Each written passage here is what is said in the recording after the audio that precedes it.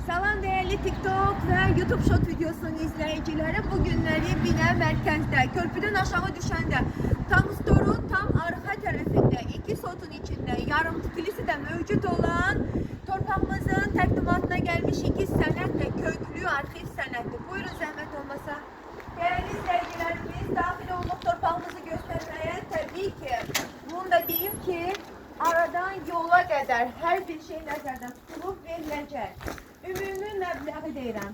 90 bin manata deyilir ümumi məbləğ. Təbii ki, real alıcısına cüzi indirim olunacaq. Tam-tamına iki sotun içində arşiv sənədinə qədər mövcud olan asfalt yolla məsafə 0 kilometre olan bu yerimiz həqiqətən də bir lotereyadır, bir uduşdur. Değerli izleyicilerim, həqiqətən də dəyərindən də aşağı qiymətli bir fürsətdir, qaçırmayın.